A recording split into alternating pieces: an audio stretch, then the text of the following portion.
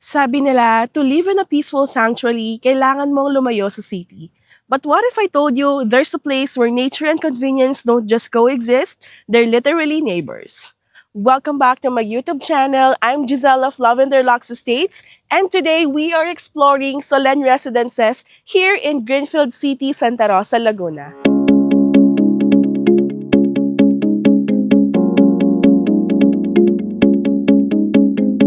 Imagine a 50-hectare development where half of the land is dedicated to trees, parks, and open space. No crowded streets, no tangled wires overhead, just wide roads and the fresh air of the south. Bakit ito tinatawag na the next new valley pero at a more attainable price point? Bakit 50% ng buong 57 hectares ay puro open space lang? At bakit ngayon ang perfect time to invest habang tinatapos ang Phase 1 extension? Kung pagod ka na sa concrete jungle and you want a legacy for your family, stay tuned. This is the ultimate guide to living in Solen. First, let's talk about the developer. Hindi ito fly by the night because Greenfield Development Corporation has been a land steward since 1961. Sila yung developer na merong patience. Hindi nila minabadali yung pag-develop dahil they think in decades, not just years. Alam nyo ba na Greenfield City was master planned way before Santa Rosa became the Lion City of the South? They envisioned the township where houses, offices, and parks are integrated. So when you buy here, you're buying into the same group that developed Madrigal Business and Ayala Alabang in partnership with Ayala Land. Yes, Solen itself is a joint venture with BPI and Ayala Land, so you know the standards are world-class. Since 1961, Greenfield has been a silent giant in Philippine real estate. Sila yung tipong developer na hindi lang basta-bastang nagtatayo ng bahay because they are land stewards. So think about it, sila ang may-ari ng libo-libong ektarya mula Bataan hanggang Calamba. And alam nyo ba guys, na Greenfield City was master planned decades ago. So while others were building concrete jungles, Greenfield stuck to their city within a park vision. Sila ang nagbukas ng Mamplasan and Greenfield exits. They built the Greenfield Auto Park and brought us the first ever outlet hub in the country, the Paseo Outlets. So when you buy here into Solen, you aren't just buying a lot. You are buying into a 50-year legacy of sustainability. You're investing with a developer na marunong mag-antay para lumago yung value ng lupa instead of just flipping properties for quick profit. Now, let's talk about the project itself.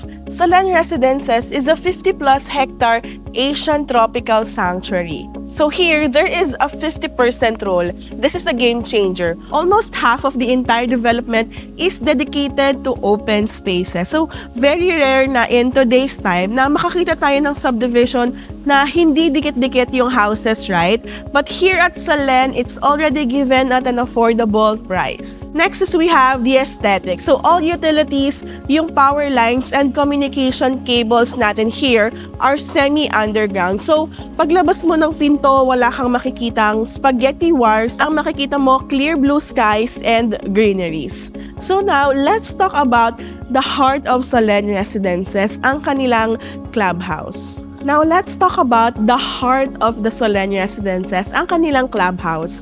Alam nyo, sa ibang subdivision, ang clubhouse is just a boxy building with a pool. Pero dito, it's a literal architectural masterpiece. Did you know that it was designed by none other than Leandro Villoxin and Partners? Yes, the same legendary firm behind some of the most iconic structures here in the Philippines. Kaya naman pagpasok nyo, ramdam na ramdam nyo yung modern Asian tropical vibe. And of course, look at these high ceilings.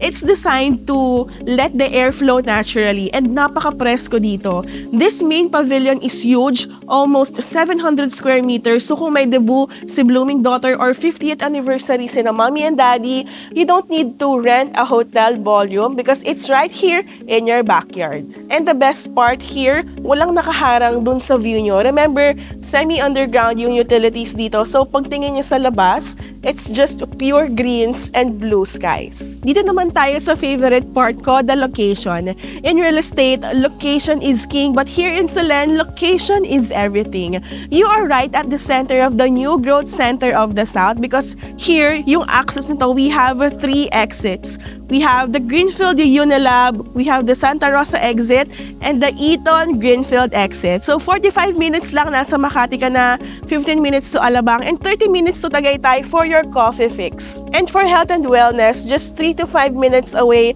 nandyan na ang Medical City South Luzon, and in case of emergency, peace of mind is just around the corner. For education naman, some of the best schools in the country are Saint Scholastica, Xavier School New Valley, and yung upcoming UST and University East campuses are very near. So for the shopping and leisure, walking distance lang dito, for a very short drive lang din to Paseo Outlets, Laguna Central, and Arcadia. So shopping for brands like Nike and Adidas, I know you like it very much. Now let's get into the meat of Solen. Ang theme natin dito is Modern Asian Tropical, and we will be having our Phase 1D expansion. This is the latest news because here in 2026, it's a big year because they just added 5 more hectares, offering around 164 lots ranging from 150 to 269 square meters. Smallest cuts are perfect for starters, while bigger ones are for those dream mansions. The capital appreciation here in Greenfield City is no joke. So launching period ng phases 1 and 2 back then, yung lot prices were playing around 16,000 to 20,000 per square meters.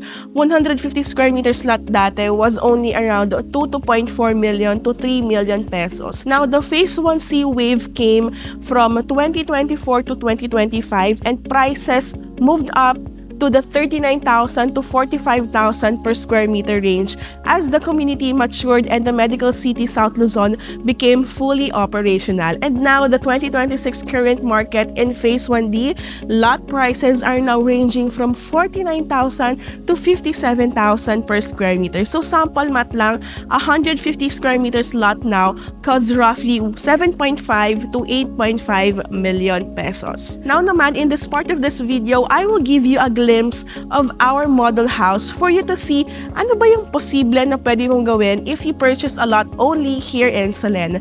Ano ba yung mga pwede mong gawin sa interior and sa exterior, and malapit lang din ito sa clubhouse, so let's go, puntahan natin. Now we are here in front of one of our model house unit and papasukin natin tong isa. Let's go. So before pala tayo pumasok, papakita ko muna sa inyo how spacious this garage is. So this can fit 2 to 3 cars plus pwede pa sa street parking, and dito naman tayo sa may main door. So this is just to give you an idea kung ano yung pwede mong gawin once you purchase a lot here at Solen and gusto mong magpatayo ng sarili mong bahay.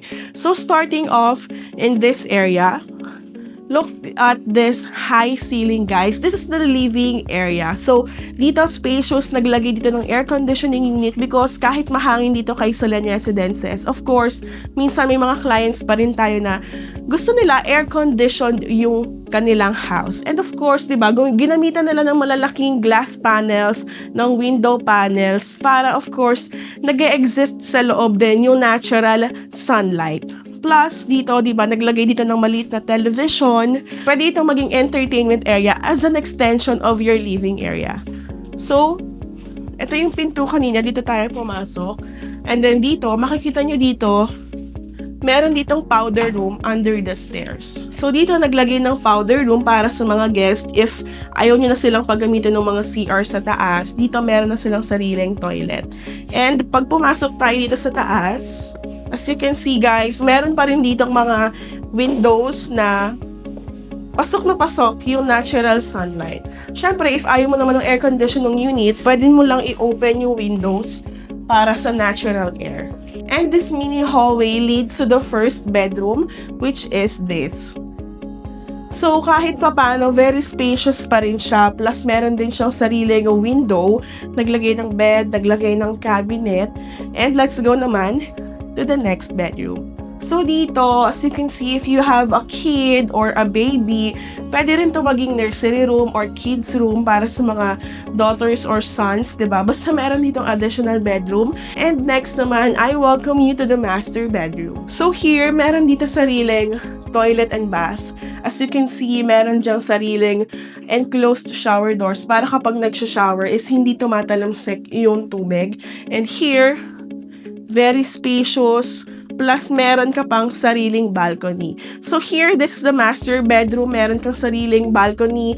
Paggising mo sa umaga, pwede kang lumabas dyan. You can see the neighborhood, the community, the greeneries, and feel the very cold air here in Solen Residences. So dito, naglagay lang dito ng blinds para syempre mga hindi ka masisilaw.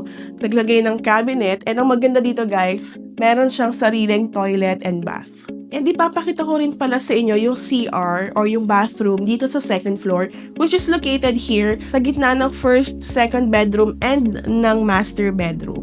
So meron pa dito ang sariling toilet and bath, yung mga tutulog dito sa taas. And ang pinakamaganda dito guys, you get the access to the high ceiling. Yung kanina naglagay tayo ng chandelier dyan.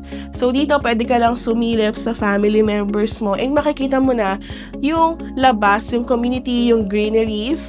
And ayan, yun yung maganda kapag high ceiling. As you see, wala naman tayo masyadong bukas na ilaw, pero sobrang liwanag because all of this are made of glass windows. And here naman outside, this is still part of your lot area. Yung ginawa nila ditong lanai or garden, it's still part of your floor area or your lot area. So dito, 'di ba, hindi lang house yung nandito, but of course, meron ka rin sariling greeneries bukod doon sa community dito sa Solen.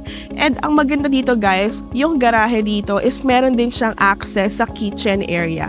So if ever na namamalengke ka or meron kang mga wet food galing sa market, pwede ka ditong dumaan para hindi na dumaan dito sa may pinaka-entrance. Maganda dito guys sa Solen Residences, upon your visit, meron kang tatlong model houses na makikita. We have the Celine Model House, the Lian, and the Raya Model House. So meron kang iba't ibang interior and exterior na pwede mong paggayahan. So why choose Solen Residences? Para sa mga investors, you are looking at a capital appreciation that is steady and proven.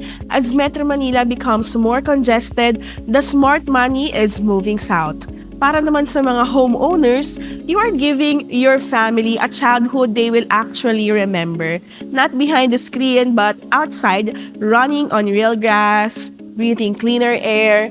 And Solen Residences is for the market that values privacy without isolation. For the family that wants the luxury of space, for the person who wants to invest in a legacy, not just a property. And I always say this, the best time to buy real estate was yesterday, and the second best time is today.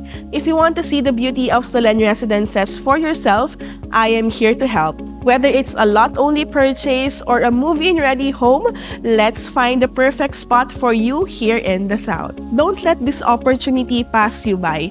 Comment Solen below or send me a direct message on my Instagram, Lavender Locks Estates, to book your exclusive private tour, or you can message me on Viber, WhatsApp, or iMessage 0926-547-8708. This is Giselle of Lavender Locks Estates, and this is the lifestyle you deserve. See you on my next video.